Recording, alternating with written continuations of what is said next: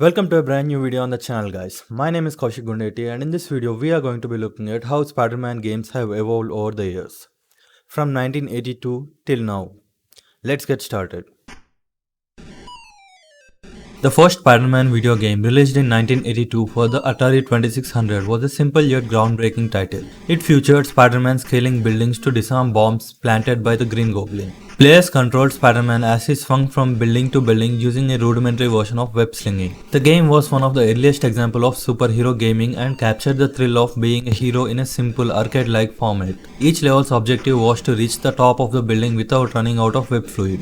Dodging enemies like Green Goblin's henchmen, the mechanics were straightforward but introduced several core concepts of Spider-Man's world, such as web slinging and battling villains in New York City. Despite limited graphics and sound, it laid a foundation for later superhero games. As one of the few licensed superhero games of its time, it was a commercial success and became a nostalgic classic for Spider-Man fans. Although it lacks the complexity of modern games, Spider-Man 1982 holds a special place in gaming history as the web-slinger debut in video games. The Amazing Spider-Man and Captain America in Dr.Doom's Revenge. Released in 1989 for MS-DOS, Amiga, and other platforms, The Amazing Spider-Man and Captain America in Dr.Doom's Revenge was a side-scrolling beat-em-up developed by Paragon Software. It featured Spider-Man and Captain America teaming up to take down their iconic villains, including Dr. Doom, Mysterio, and Red Skull. The gameplay alternated between Spider-Man and Captain America, each with their own unique abilities. The game was notable for its comic book-like aesthetic, using comic panels between levels to progress the story. This style helped to capture the feelings of reading a Marvel comic, appealing to fans of both heroes. Each level was packed with enemies, and players had to rely on Spider-Man's agility and Captain America's strength to succeed. Despite its simplicity by today's standards, the game delivered a memorable experience through the combination of beloved Marvel character and the novel storytelling format. Though repetitive in some respects, Dr. Doom's Revenge succeeded in offering Marvel fans a chance to play as two of their favorite heroes. It's remembered as an early crossover in superhero gaming and helped to pave the way for more complex superhero team-up games in the future. The Amazing Spider-Man 1990 for the Game Boy was one of the first Spider-Man games that captured the hero's essence in a handheld format. Developed by Rare, the game had Spider-Man in a side-scrolling platformer format where he fought against various villains, including Mysterio, the Green Goblin, and Venom. The gameplay was straightforward but engaging, as players navigated through different levels, using Spider-Man's ability to climb walls and swing across gaps. The story focused on Spider-Man's mission to save Mary Jane, who had been kidnapped by his foes. Each level culminated in a boss fight against one of Spider-Man's well-known villains, making for an exciting experience for Marvel fans. Limited by the Game Boy's hardware, the graphics were simple, yet they conveyed Spider-Man's agility and acrobatic skills effectively for the time. This game is often remembered for its difficulty as it challenged players with tricky jumps, time limits, and relentless enemies. For many fans, The Amazing Spider-Man on Game Boy is a nostalgic title that successfully translated the web slinger's ability to the portable platform, introducing many to Spider-Man in video game form for the first time.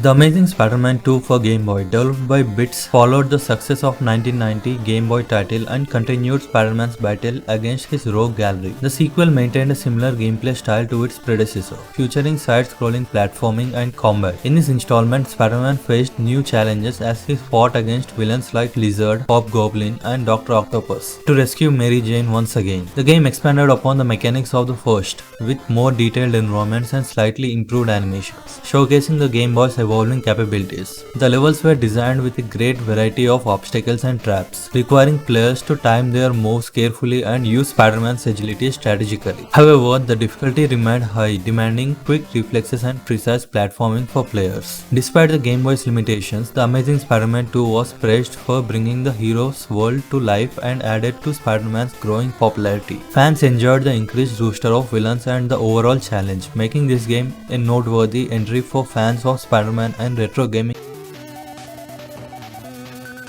Spider-Man: Return of Sinister 6, released in 1992 for the NES, Sega Master System and Game Gear, marked one of the earliest Spider-Man games to feature the Sinister Six as a collective threat. The storyline focused on Spider-Man's mission to take down the villainous team, which included Dr. Octopus, Sandman, Mysterio, Vulture, Electro and Hobgoblin. Each villain served as a boss at the end of various levels, offering players unique challenges. The gameplay was typical of side-scrolling beat-em-ups of the era, with Spider-Man able to jump, punch and use limited web abilities. Despite its simple mechanics, the game was challenging due to the lack of extra lives or continues, pushing players to master each level. The levels varied in design and included hazards that require careful timing to navigate. While Return of Sinister 6 is remembered for its steep difficulty and limited controls, it captured the spirit of Spider-Man's battles against multiple villains. It also introduced fans to the concept of facing off against multiple iconic foes in one game. Released in 1992, Spider-Man and the X-Men in Arcade's Revenge is a unique crossover game that brought Spider-Man together with several X-Men characters, including Wolverine, Cyclops, Storm and Gambit, available on platforms like SNES, Sega Genesis, Game Boy and Game Gear. This title centered around Spider-Man and the X-Men being trapped by the villain Arcade. Each character faced their own series of challenges, all designed as arcade games by Arcade himself. The game featured distinct levels for each hero, reflecting their individual powers. Spider-Man's levels required platforming and web swinging. Wolverine's involved close quarters combat, and Storm's included underwater exploration. The variety in gameplay allowed players to experiment each character's unique abilities, but it also meant that difficulty varied widely between levels. Spider-Man's agility and webs were essential in his stages, adding an extra layer of complexity for players unfamiliar with platformers. Spider-Man and the X-Men in Arcade's Revenge is remembered for its challenging gameplay and for bringing multiple Marvel heroes together in a single game, which was rare at that time. Though difficult, it became popular among fans of both Spider-Man and the X-Men, establishing the foundation for later Marvel team-up games. The Amazing Spider-Man 3: Invasion of the Spider Slayers. Released in 1993 for the Game Boy, Spider-Man battles through a robotic invasion led by villainous Alistair Smythe and his Spider Slayers. This was the third entry in the Game Boy Spider-Man series and continued the side-scrolling platforming style of its predecessors. The story is loosely based on the Spider Slayer arc from the comics, where Spider-Man must defeat a series of robots specifically designed to hunt him down. The gameplay introduced new combat mechanics and slightly improved visuals, allowing Spider-Man to punch, kick and shoot webs to defeat the robotic foes. The challenge level remained high, with unforgiving enemy placements and limited health options, which added a layer of difficulty that tested players' skills and patience. The game featured multiple levels, each ending with a unique Spider Slayer boss fight. While the gameplay didn't innovate much beyond the previous titles, Invasion of Spider Slayers is notable for expanding the variety of Spider-Man's enemies and exploring a lesser-known comic storyline. It was a hit with the Game Boy users who enjoyed the Spider-Man franchise and wanted a portable, challenging superhero experience.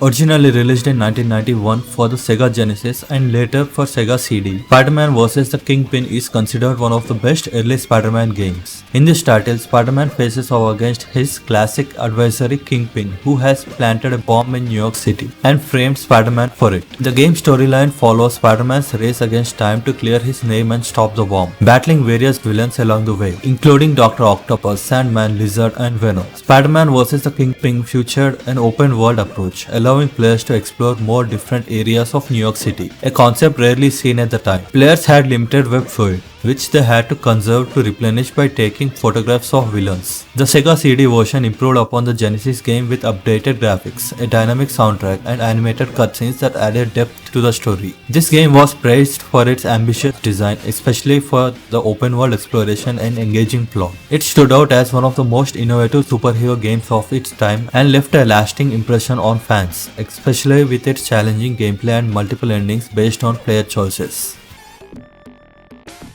The 1995 Spider-Man game, released for the SNES and Sega Genesis, was based on the animated TV series that aired in the 90s. Known for its vibrant visuals and strong connection to the show, this side-scrolling beat-em-up featured Spider-Man battling through various levels to stop the Kingpin from unleashing a deadly chemical weapon on New York City. Along the way, Spider-Man encounters familiar villains such as Dr. Octopus, Green Goblin and Hobgoblin. The gameplay focused on traditional beat-em-up mechanics, with Spider-Man able to punch, kick and use his web-swinging abilities to take down force. Players had to balance close-range combat with web-based moves, giving them a variety of ways to engage enemies. The levels were well designed, often requiring players to navigate difficult platforming sections and take on numerous enemies at once. Spider-Man 1995 is remembered for its faithful adaptation of the animated series style, appealing to fans who were familiar with the show. The game received mixed reviews for its difficulty but was appreciated by fans for its engaging graphics and nostalgia of seeing Spider-Man's world brought to life in 16-bit consoles.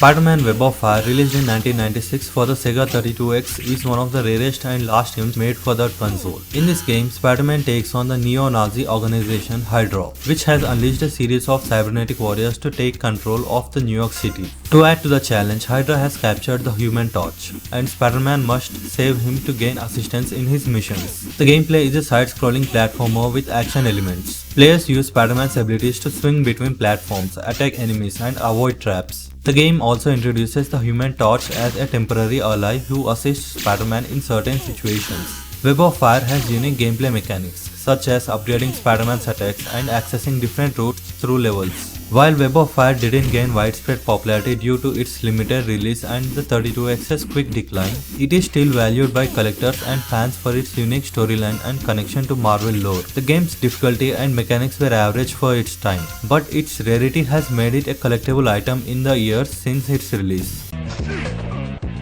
Spider-Man, released in 2000, developed by Neversoft and released for the PlayStation, Nintendo 64 and Dreamcast, marked a major leap forward for Spider-Man in video games. It was one of the first 3D Spider-Man games and set a new standard for the franchise. In this game, Spider-Man is framed for stealing a piece of technology, and he must clear his name while battling an array of villains, including Dr. Octopus, Venom and Carnage. The game's most notable feature was its web-swinging mechanics, allowing players to navigate New York City's rooftops and interact with an environment that was larger and more immersive than previous Spider-Man titles. Players could use various web abilities like web yanking enemies, creating shields, and even web zipping to quickly move around. The game also introduced voice acting, animated cutscenes, and a storyline that felt true to the Spider-Man comics. Spider-Man was praised for its innovative gameplay, blending action, exploration, and puzzles in a way that felt authentic to the character. It's remembered as one of the best superhero games of its time and had a lasting impact, influencing later Spider-Man games with its web-swinging mechanics and narrative approach. Released in 2001 for the PlayStation, Spider-Man 2 Enter Electro was a direct sequel to the 2000 Spider-Man game by Neversoft. In this title, Spider-Man faces Electro, who has a scheme to harness the power of a bioelectrical device known as a Bionexus device. Throughout the game, players encountered familiar villains like Sandman, Lizard, and Shocker. The gameplay was similar to the first Neversoft game, with players swinging, climbing walls, and engaging in combat with Spider-Man's web-based abilities. However, Enter Electro introduced some improvements, such as new powers, costumes, and an expanded New York City skyline, including the ability to fight on top of buildings. The boss battles also became more varied, requiring players to strategize and use the environment to their advantage, especially during confrontations with Electro. While Enter Electro wasn't a groundbreaking as its predecessor, it still received positive reviews for its engaging story, expanded roster of villains, and refinement of web-swinging mechanics. It was the last Spider-Man game developed by Neversoft, but it continued the momentum of the franchise and solidified Spider-Man's presence in the early 3D action genre. Spider-Man, the movie, released in 2002, that coincided with the Sam Raimi's film, adapted the film's storyline into a video game. Developed by Treyarch, this game was available on platforms like PlayStation 2, Xbox, GameCube, and PC. It followed Peter Parker's journey from a high school student to Spider-Man, including iconic moments like his fight with the Green Goblin. The game featured an improved web-swinging mechanic that allowed players to experience Spider-Man's agility and speed, gliding through an open world of New York City. The combat mechanics included combos, web attacks, and upgrades, adding a sense of progression to Spider-Man's abilities. One of the standout features was the inclusion of voice acting by Tobey Maguire and William Dafoe, who reprised their roles from the movie, enhancing the cinematic experience for players. Spider-Man the movie game was a success, praised for capturing the excitement of the film and introducing more refined gameplay mechanics that gave players a real sense of being Spider-Man. It paved the way for future Spider-Man movie adaptations and is remembered as a major step forward in superhero gaming. Spider-Man 2 2004, also developed by Treyarch and released for PlayStation 2, Xbox, GameCube and PC, is widely considered a groundbreaking title in the superhero genre. Based on the movie of the same name, this game introduced an open-world New York City for the first time, allowing players to explore the city in a sandbox-style environment. It focused heavily on realistic web-swinging mechanics, with each web line attaching to actual buildings, adding a level of immersion that had never been achieved before. The storyline followed the movie's plot, with Spider-Man battling Dr. Octopus, but it also included additional missions involving villains like Mysterio, Rhino, and Shocker. Players could take on side missions, stop random crimes, and help civilians, giving them a deeper sense of Spider-Man's responsibilities. Spider-Man 2 received a critical acclaim for its innovative open-world design and fluid web swinging, setting a new standard for superhero games. The combination of exploration, combat, and story made it one of the most beloved Spider-Man games, influencing later titles and shaping the future of open-world superhero games. Ultimate Spider-Man, released in 2005, was based on the Ultimate Spider-Man comic series and developed by Treyarch and Beanox. It featured a unique cel-shaded art style that resembled comic book illustrations, giving the game a vibrant, stylized look. The story, written by Brian Michael Bendis, the writer of the Ultimate Spider-Man comics, followed Spider-Man and his darker counterparts, Venom, in a dual narrative where players could experience both perspectives. The game allowed players to explore an open-world New York City, swinging through Manhattan and Queens. The web swinging mechanics were more refined than previous titles, but with a faster, more agile feel to reflect the comic book's youthful, energetic tone. The combat was varied, with Spider-Man and Venom each having unique moves, providing different gameplay experiences. Ultimate Spider-Man was praised for its visual style, engaging story, and the ability to play as Venom. It appealed to fans of the comics and introduced a fresh, animated style Spider-Man games. It's considered a cult classic among Spider-Man fans and remains a favorite for its faithfulness to the comic book's tone and characters. Spider-Man 3 2007, released alongside the film for PlayStation 2, 3, Xbox 360, Wii and PC, brought a mix of open-world exploration and action-focused missions to the Spider-Man's franchise. Set in a large-scale version of New York City, the game follows Peter Parker as he faces a challenging roster of villains, including Sandman, New Goblin, Kingpin and Venom, all while grappling with the temptations of powerful black symbiote suit. The game introduced new mechanics, including the ability to switch between the red suit and the black suit. The black suit enhanced Spider-Man's strength and aggression, but it also came with a price. Players had to manage its corruptive influence, reflecting Peter Parker's inner conflict. Each suit provided a distinct combat style, with the black suit focusing on more brutal, powerful moves. Though it retained the freedom of open-world web swinging and side missions, Spider-Man 3 was met with mixed reviews due to technical issues, repetitive missions, and lackluster graphics on certain platforms. However, it is remembered for its ambitious attempt to mirror the darker themes of the movie, making it a unique entry in Spider-Man's gaming history.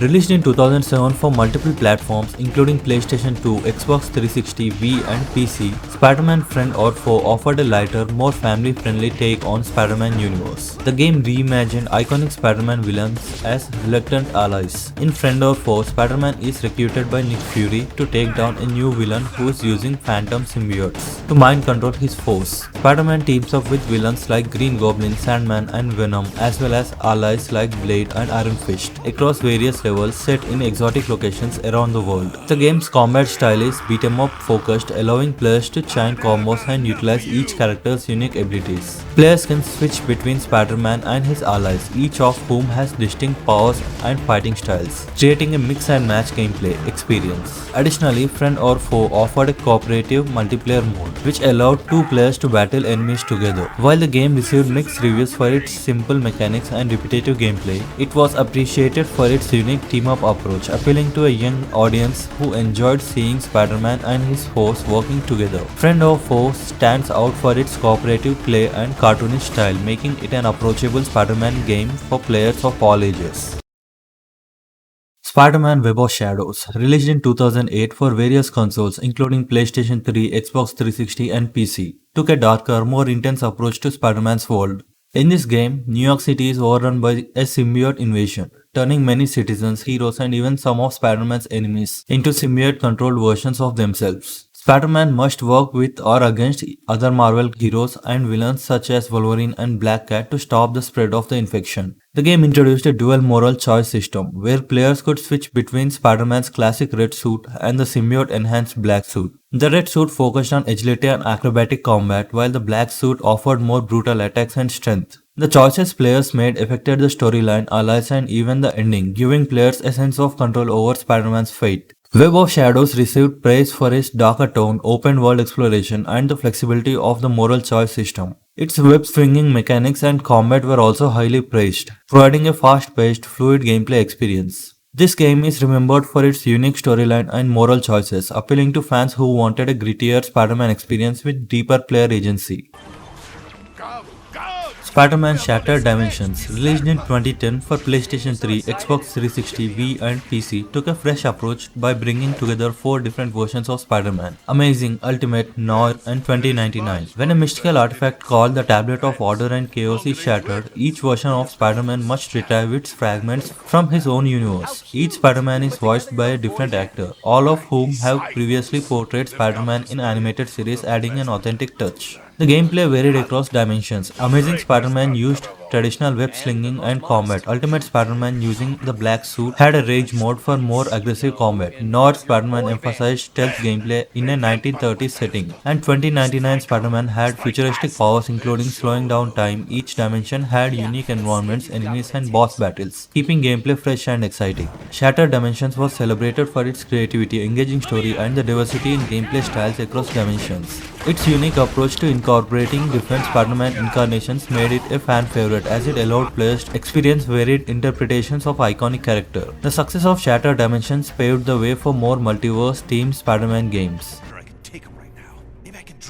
Developed as a spiritual successor to Shattered Dimensions, Spider-Man Edge of Time was released in 2011 for PlayStation 3, Xbox 360, Wii and Nintendo DS. In Edge of Time, players controlled both the Amazing Spider-Man and Spider-Man 2099. In a storyline where actions in one timeline affected events in the other. The game follows a storyline where a scientist, Walker Salon, manipulates time to create a dystopian future, forcing the two Spider-Mans to collaborate across time to prevent disaster. The gameplay involved intense action-packed combat and focused on linear story-driven progression rather than the open-world design. Both Spider-Man had unique abilities, with Peter Parker excelling in hand-to-hand combat and Miguel O'Hara having futuristic powers, like accelerated vision, which allowed him to slow time. The story emphasized a strong emotional connection between the two heroes as they communicated through time, trying to save each other and repair the timeline. Edge of Time received praise for its storytelling, voice acting and connection between the characters. Though some critics noted the lack of variety compared to Shattered Dimensions, it remains memorable for its time travel mechanics and character-driven narrative, which added depth to Spider-Man mythos.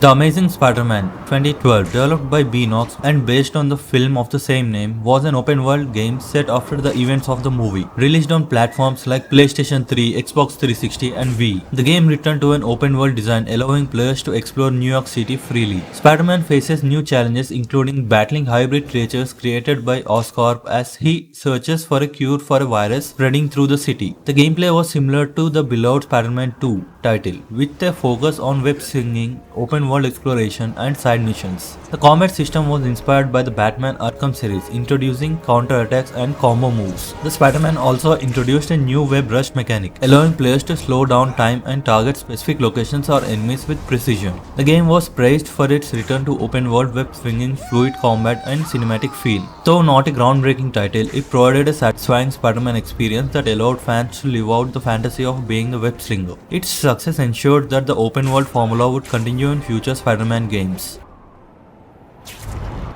The Amazing Spider-Man 2 was released in 2014 by Beanox, based on the movie but also expanding beyond its storyline. It was available on platforms like PlayStation 3, PlayStation 4, Xbox 360, Xbox One and PC. In this open-world adventure, Spider-Man faces several iconic villains, including Electro, Kingpin and a revamped Green Goblin, while also dealing with the mysterious vigilante the Carnage Killer. The story delves into Peter Parker's personal life, adding layers to his character as he struggles to protect New York City. The game retained the open-world web swinging from its predecessor but introduced a new hero of menace system which rewarded or penalized players based on their responses to random crimes.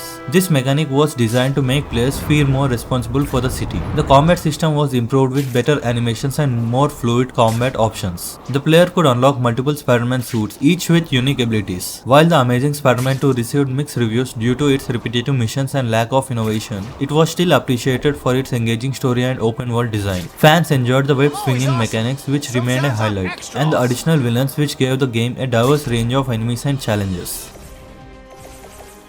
Spider-Man Unlimited, developed by Gameloft, was a mobile endless runner game that took a comic book inspired approach to the Spider-Man universe. Released in 2014 for iOS and Android, this game wasn't a traditional Spider-Man experience, but focused on a unique storyline involving multiple Spider-Men from various dimensions, coming together to battle the Sinister Six. The game featured different issues and story events where Spider-Man and various other versions of him like Spider-Man 2099 and Spider-Woman faced off against villains such as Green Goblin and Sandman. Gameplay involved running, swinging and fighting through various stages with players collecting in-game currency to unlock different Spider-Man suits and characters. Spider-Man Unlimited stood out for its vibrant comic book-like graphics and for bringing together various versions of Spider-Man in a single storyline. While it was not as complex as console Spider-Man games, it was well received on mobile platforms, offering casual gameplay with a Spider-Man twist. It remained a popular mobile title for several years until it was eventually discontinued in 2019.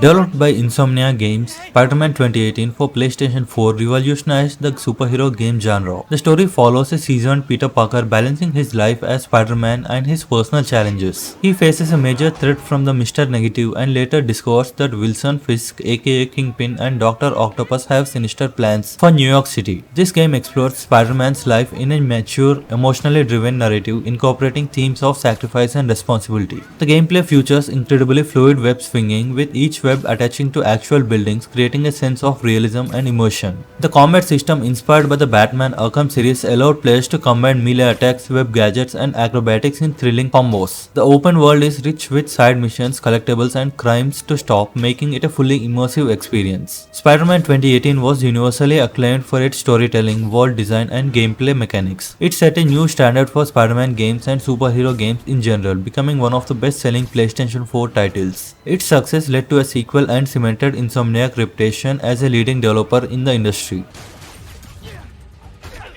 Spider-Man Miles Morales, launched in 2020 as a standalone follow-up to Spider-Man 2018, developed by Insomniac Games for PlayStation 4 and PlayStation 5. It centers on Miles Morales, a new Spider-Man under the mentorship of Peter Parker. Set in winter, the game's story explores Miles Morales' growth as a hero, facing challenges against high-tech corporation Roxxon and a group of underground rebels led by the Tinkerer. The game dives deep into Miles' personal life, his connection to his community and the unique responsibilities he shoulders. Gameplay-wise, Miles Morales expands on the mechanics of 2018 game, introducing Miles' unique abilities like bioelectric venom strikes and invisibility. These powers add depth to combat and allow for creative combos and stealth tactics. The winter setting, a holiday theme and a fresh aesthetic, and the PlayStation 5 version enhances the experience with improved graphics, faster loading times and ray tracing. Spider-Man Miles Morales received positive reviews, praised for its compelling story, character development and dynamic gameplay. Though shorter than its predecessor, it successfully established Miles as a standalone Spider-Man and players enjoyed the distinct feel of his unique powers and the emotionally rich narrative.